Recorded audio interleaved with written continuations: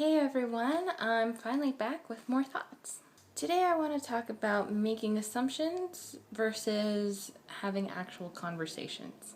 In personal news, I'm in a new place, yay! So now I can start making these again on my free time. Two things happened while I was away that made me want to talk about this.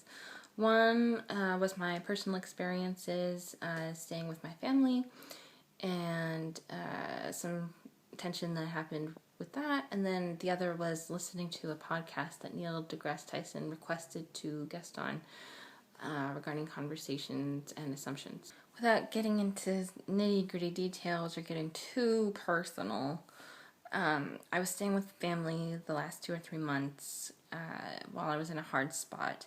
And in that time, I was looking for jobs and places, and everything's worked out, and the time that I was given with my family was a great thing that allowed me to do all that. Of course, I'm very thankful to newer members of my family for giving me the time to better my situation. However, the time I spent with them was not fun at all.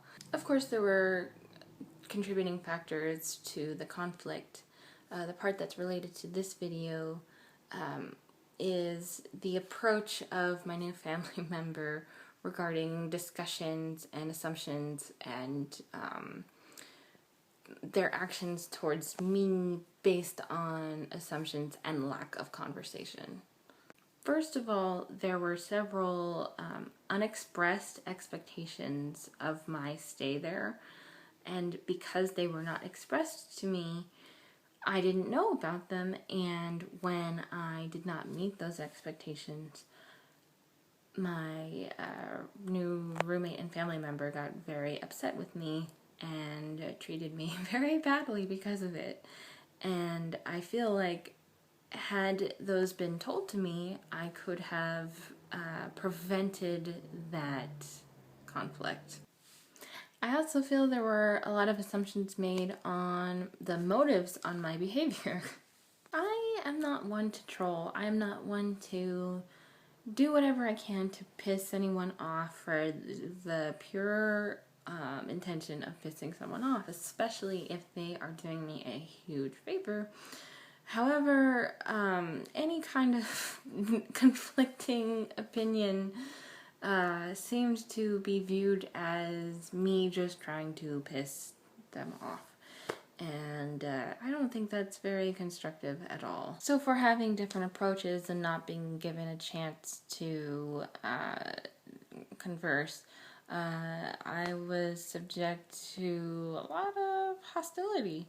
And that's a bad thing. And it's something to keep in mind when dealing with people that don't go about things the same way that you do. Meaning, if you're coming across a behavior or a thought that seems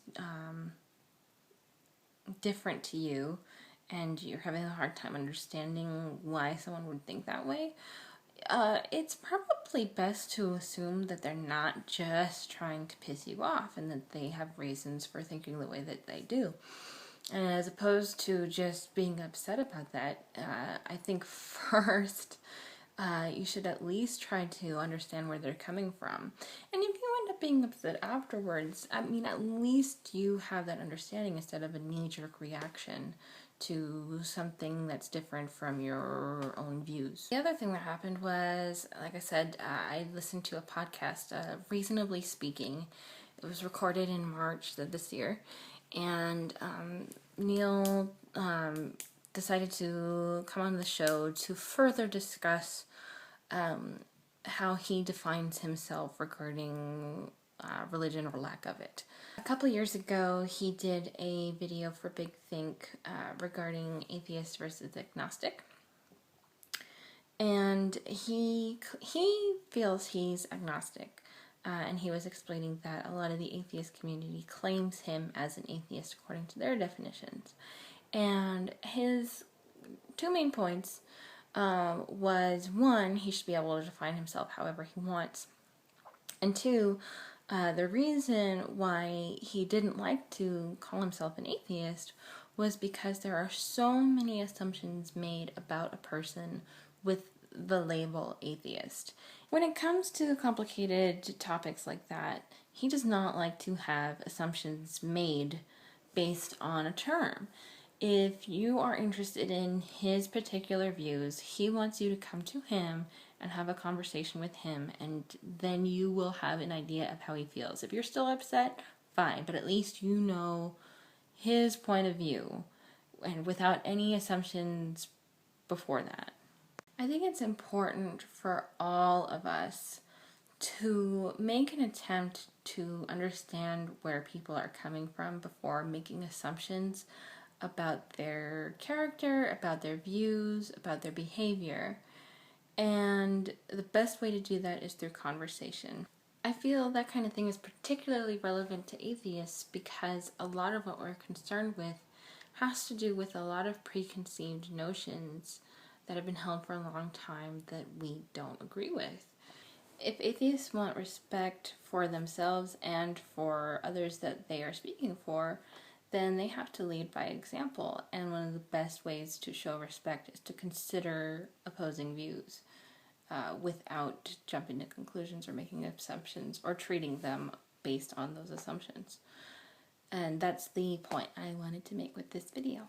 Anyway, thanks.